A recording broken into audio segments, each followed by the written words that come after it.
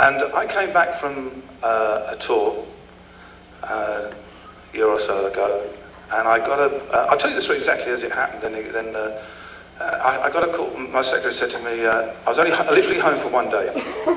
She said, you have a huge pile of tapes to listen to at home. I went, okay. And she said, she said, I've had this guy on the phone called Randy George.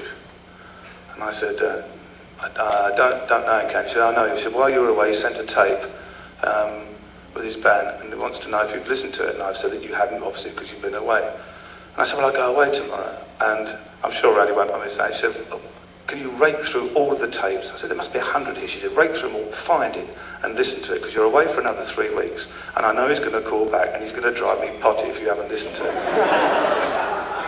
And I said, Candy, I've got one day. I wasn't going to listen to any tapes. I said, I've got one day with the family, and I'm going off. And she said, please, please.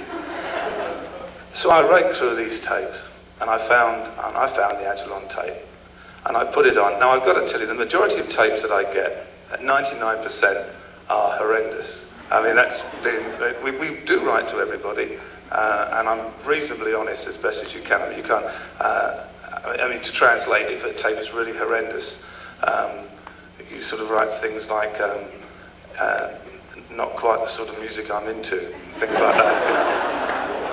But I put this cassette on, and I just thought it was fabulous.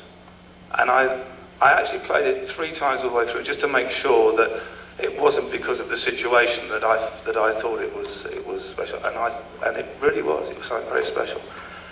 So I phoned Randy up and spoke to him. I said, this is great. And without going into another long story, Randy had read a big article about Hope Records in one of the Christian magazines, and liked what we were doing, liked the way we were working, and wanted to be part of it. Which was fantastic for us. And one of the great things that Ajalon has done for us is it's absolutely pushed us forward, because we've had to get more people on board and move even quicker than we wanted to. When Ajalon, when we released Light at the End of the Tunnel back in November, it was, I mean, I told Randy this was a very worrying moment for us, because, as you can appreciate, nobody in the UK had ever heard of Ajalon. We were putting a completely cold piece of product out on the market, and especially in the Christian market in the UK, which is pretty cynical at the best of times.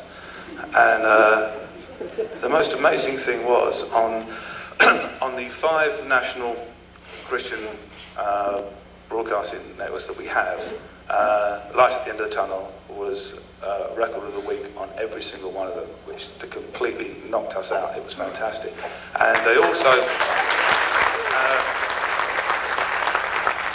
we were getting plays all over the place. The reviews were absolutely tremendous. We were just absolutely knocked out. And even to the extent that the sort of the cash-starved Christian stations in the UK were phoning the guys up for interviews. It's been absolutely marvellous, and we're just thrilled that they're a part of Hope Records growing as well. And it's a great place for me to come in here and play live, because we want to take them into Europe next year. And sorry, this year now. And we want to hopefully try and get them in, you know, summer-wise, if everything goes well. And it's, what can I say? Would you please welcome, they're sitting down there, but they have to come up here. Would you please welcome a band I'm particularly fond of, for more than one reason, Ajalon.